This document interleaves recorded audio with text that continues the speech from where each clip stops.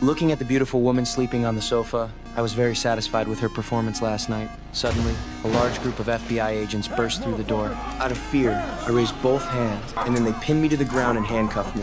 It turned out to be a joint arrest by the FBI and DEA. They searched my house and found large quantities of contraband and cash, and then discovered 2 AK-47s. They told me I would face criminal charges and that no amount of money could secure bail, but I didn't care at all and gave her a contemptuous smile. Although they sent me to prison, I knew that my father, being a police officer, would soon get me out of there. However, what I didn't expect was that my father actually compromised with the prosecutor for his own interests. Because of my illegal possession of contraband and heavy weapons, I could potentially face life imprisonment. But my father told me not to worry. He had already reached an agreement with the prosecutor. As long as I chose to plead guilty in court, the prosecutor would fight for a 5-year sentence reduction, and if I behaved well in prison, I could be out in 2 years.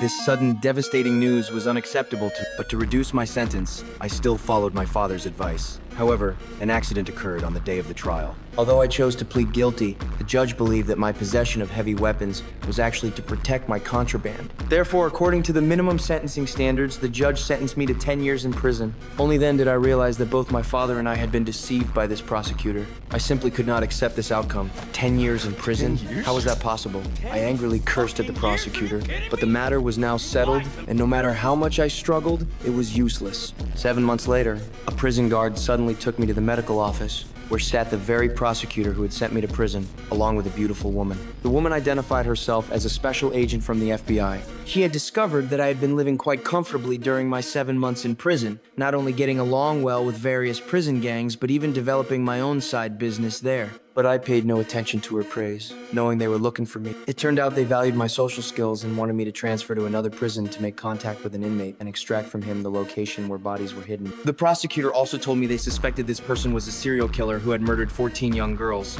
but they had only found one victim's body. To convict this criminal, they needed to find all the remaining bodies. If I could help them solve this serial murder case, they could apply to have my remaining sentence of 9 years and 3 months commuted. Faced with such enormous temptation, I thought for a moment but still refused their proposal, because I had already been deceived by this prosecutor once and didn't know if there were other traps involved. The female agent hoped I would cherish this opportunity and left the killer's file on the table before leaving. The next day during visitation, I told my father about the undercover sentence reduction offer. Unexpectedly, my father directly told me to abandon this idea because that prison housed a group of psychopaths, and he was worried that if I couldn't complete the mission, what awaited me would be endless revenge from the killer. My father then told me not to overthink it and that he would find a way to get me out. But unexpectedly, an accident occurred. I learned from my stepmother that my father had fallen seriously ill because of my situation and could no longer take care of himself. He might not live to see the day I was released from prison. Back in my cell, the female agent's parting words kept echoing in my mind, thinking that